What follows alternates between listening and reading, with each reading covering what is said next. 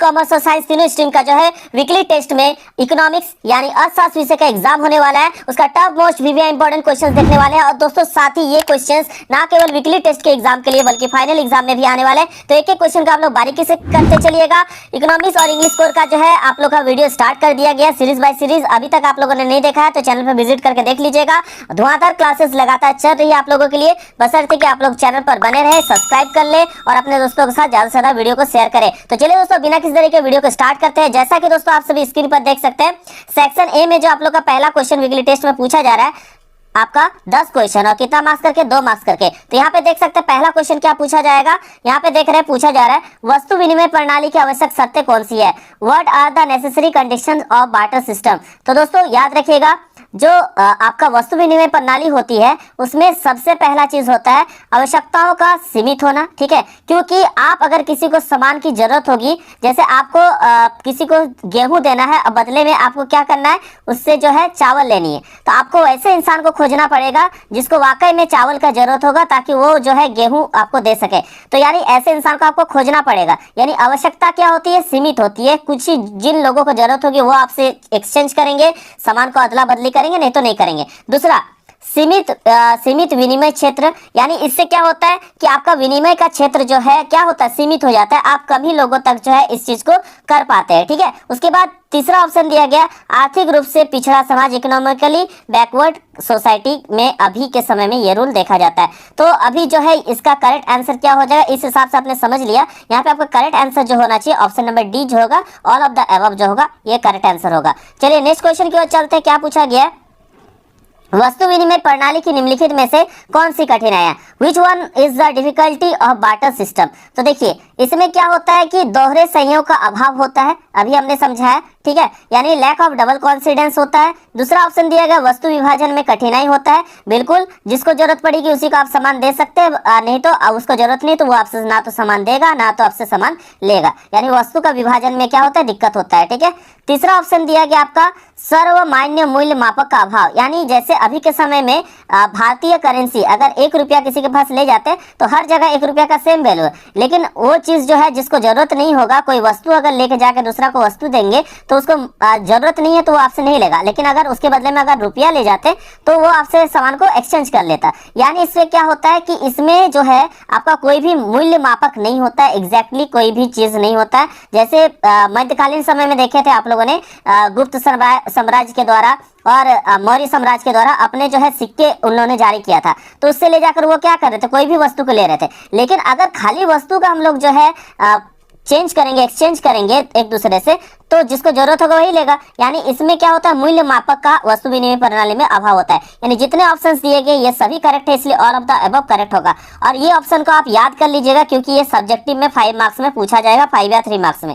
ठीक है, ऐसे क्वेश्चंस को आप लोग के लिए करके लेके आए हैं ताकि आप लोग जो है सब्जेक्टिव और ऑब्जेक्टिव दोनों साथ में करते चले।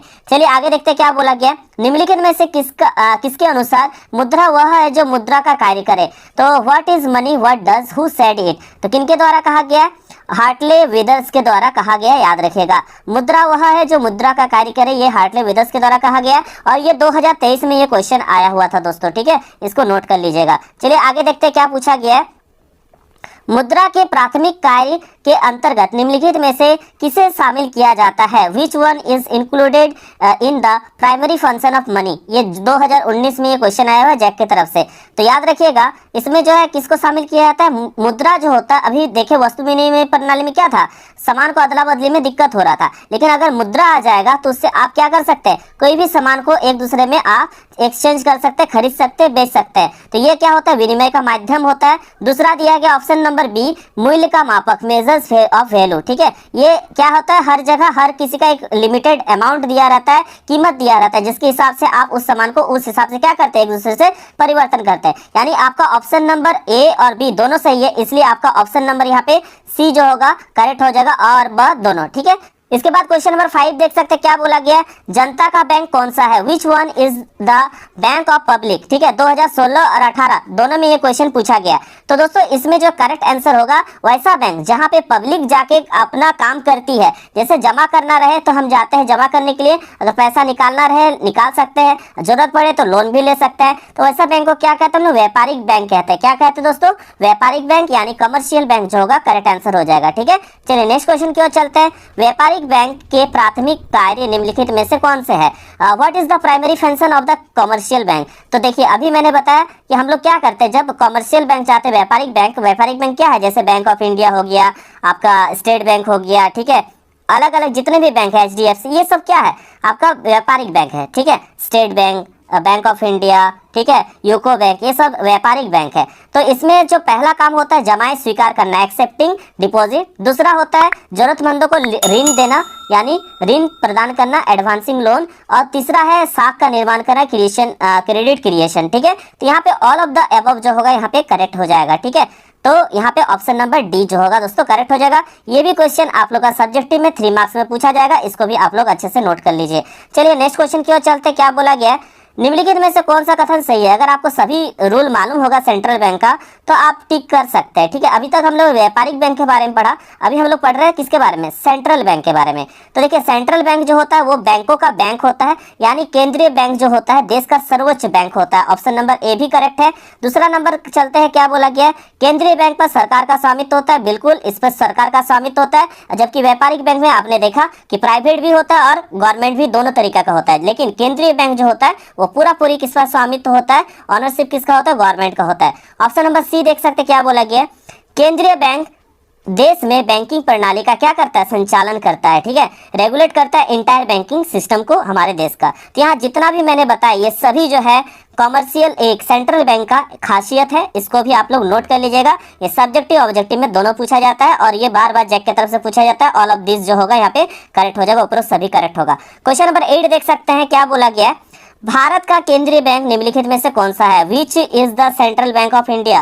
तो मैंने स्टार्टिंग में बताया था भारत का सेंट्रल बैंक अपना कौन है, जहां पे आप अपने नोट पे देखते होंगे लिखा रहता है रिजर्व बैंक ऑफ इंडिया। ठीक है, ऑप्शन नंबर ए जो होगा करेक्ट होगा। रिजर्व बैंक ऑफ इंडिया की स्थापना कब हुई थी, जल्दी से नीचे कमेंट करके बताइए। देखते हैं कितने सारे स्टूडेंट जो है करेक्ट आंसर देते हैं। इसका आंसर मैं आगे आप लोगों को बताने वाला हूँ, तो जल्दी कमेंट कीजिए वीडियो देखते ही कि क्या इसका करेक्ट आंसर होगा, और देखिए कि आप सही दे रहे हैं या गलत इसका आंसर आपका आ रहा है। ठीक है, चलिए अभी हमने बताया कि सेंट्रल बैंक जो है नोट जारी करता है, लेकिन दोस्तों और एक ऐसा जो है डिपार्टमेंट जो 1 रुपये का नोट जारी करता है। ठीक है, रिजर्व बैंक ऑफ इंडिया बाकी सभी नोटों का जो है जारी करता है, लेकिन 1 रुपये का नोट कौन जारी करता है और उस पर किसका हस्ताक्षर होता है, नीचे कमेंट करके बताइए। देखते हैं कितने सारे बच्चे इसका करेक्ट आंसर देते हैं। ठीक है, चलिए आगे की क्वेश्चन की ओर चलते हैं। क्या पूछा गया है, question number 9, reserve bank of India की स्थापना कब हुई। तो रिजर्व बैंक ऑफ इंडिया की स्थापना जो हुई है दोस्तों 1935 में। ठीक है, याद रखिएगा 1935 जो होगा करेक्ट आंसर हो जाएगा। ये जैक का 2017 में भी पूछा गया है,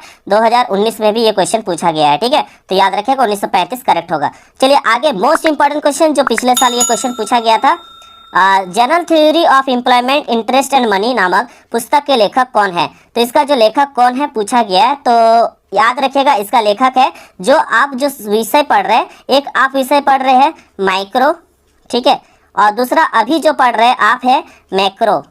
ठीक है, तो समष्टि अर्थशास्त्र जो का जो लेखक है या समष्टि अर्थशास्त्र का जो पिता कहा जाता है वो किसे कहा जाता है, जॉन मेनार्ड कीन्स को। किसे कहा जाता है, जॉन मेनार्ड कीन्स, जिनके द्वारा कौन सा बुक लिखा गया था, general theory of employment interest and money. ठीक है, इनके द्वारा एक पुस्तक लिखा गया था और ये समष्टि अर्थशास्त्र के पिता के रूप में भी जाने जाते हैं। ऑप्शन नंबर सी जो होगा बिल्कुल करेक्ट हो जाएगा, याद रखिएगा। चलिए आगे देखते हैं, आप लोगों के लिए क्वेश्चन है, यहाँ पे देख सकते हैं एक्स्ट्रा क्वेश्चन है, 10 क्वेश्चन कंप्लीट हो चुका है।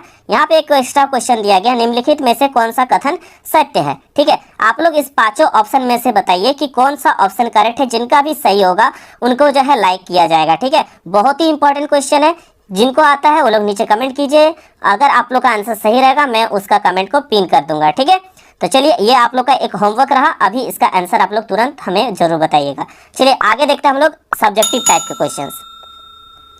पूछा गया सेक्शन बी में कि 2 इंटू 2 इक्वल्स टू 4 दिया गया है, यानी आपको 2 क्वेश्चन देना है, 2 मार्क्स का है, यानी टोटल 4 मार्क्स हो रहा है। क्वेश्चन क्या है, उपभोग तथा बचत के संदर्भ में सम अस्तर बिंदु का अर्थ बताइए। Define break even point with respect to consumption and saving. ठीक है, तो याद रखिएगा सम अस्तर बिंदु जो होता है तब उत्पन्न होती है जब समस्त आय का उपभोग कर लिया जाता है, अर्थात बचत क्या हो जाता है, जब सेविंग जो है आपका 0 हो जाता है, शून्य हो जाता है, इसका मतलब है। ठीक है, आप इसको इंग्लिश में भी लिख सकते हैं, इंग्लिश मीडियम वाले बच्चे। Break even points occurs when all income is consumed. ठीक है, चलिए नेक्स्ट क्वेश्चन क्या चलते हैं, आगे पूछा गया 12 नंबर पे, उपभोग व्यय तथा स्वायत्त उपभोग व्यय में अंतर बताइए। तो what is the difference between consumption expenditure and autonomous expenditure. ठीक है, तो देखिए एक अर्थव्यवस्था में सभी गृहस्थ द्वारा निजी उपभोग के लिए वस्तु और सेवाओं पर किए गए कुल व्यय को जो है उपभोग व्यय कहते हैं। ठीक है, और देखिए गृहस्थ हो गया,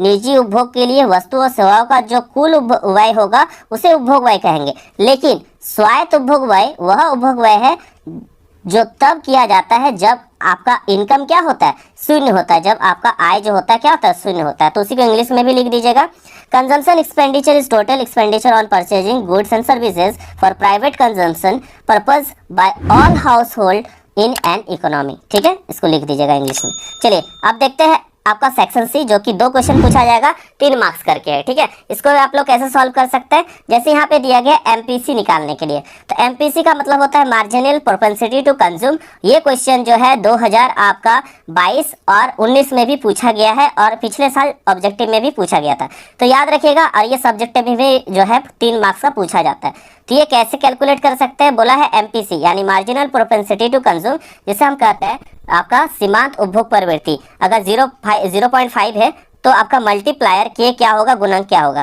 तो अब याद रखिएगा आपका एमपीसी अगर दिया रहे तो आपका के का जो वैल्यू होता है वो कैसे सॉल्व कीजिएगा, के बराबर 1 माइनस क्या लिखेंगे, एमपीसी। क्या लिखेंगे, 1 माइनस एमपीसी, यानी यहाँ पे 1 के जगह 1, यहाँ पे भी 1 के जगह 1, और एमपीसी का वैल्यू क्या दिया है 0.5, तो 0.5। ठीक है, अब इसको अगर सॉल्व करते हैं तो 1 रुपया में से 50 पैसा जाएगा, कितना बचेगा, 50 पैसा, है ना। तो यहाँ पे पॉइंट हटाएंगे, ऊपर की ओर क्या जाएगा 10, 5 का पहाड़ा में 10 के बार में 2 बार में कट जाएगा, यानी आपका वैल्यू कितना आएगा 2। इसका एग्जैक्ट आंसर क्या होगा, 2 जो होगा करेक्ट आंसर होगा। ये तो मैंने बताया कि इसका एमपीसी का, कभी कभी दोस्तों एमपीसी के जगह एमपीएस भी दिया जाता है, सीमांत बचत प्रवृत्ति भी दिया जाता है, जो कि आगे आप लोग देखने वाले क्वेश्चन। ठीक है, चलिए अगर आपका एमपीसी के जगह एमपीएस दिया रहे तो के कैसे निकालिएगा, तो देखिए गुणक कैसे निकालेंगे, के बराबर क्या हो जाएगा, कुछ नहीं करना आपको, 1 बाय क्या कर देना, एमपीएस कर देना है। ठीक है, अब इसको 1 बाय लिख दीजिए 0. एमपीएस का वैल्यू क्या दिया था 0.5, है ना।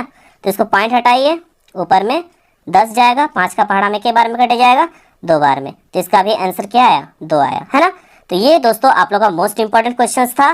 ठीक है, इसके बाद लॉन्ग आंसर क्वेश्चन बचता है, आप लोग का डिमांड रहा तो वो भी मैं जल्द से जल्द वीडियो अपलोड करूंगा। अगर इस वीडियो में मुझे कम से कम 200 लाइक्स देखने को मिले तो तय मानिए आप लोग को जो है वीडियो जल्द ही मिल जाएगा। ठीक है, आप लोग के लिए मेहनत किया जाता है तो आप लोग का भी फर्ज बनता है आप लोग लाइक करें, कमेंट करें। ठीक है, इसके लिए कोई भी चार्जेस नहीं लगता है, वीडियो को सपोर्ट कीजिएगा, बस आप लोग का प्यार और सपोर्ट देखना चाहते हैं कि कितना बच्चे इस चैनल को सपोर्ट करते हैं। ठीक है, तो आशा करता हूं दोस्तों आज के वीडियो आप सबको पसंद आया, अगर पसंद आया तो बिल्कुल लाइक शेयर कमेंट करना ना भूलें। मिलता है दोस्तों एक नए वीडियो में, तब तक के लिए धन्यवाद। जय हिंद, वंदे मातरम।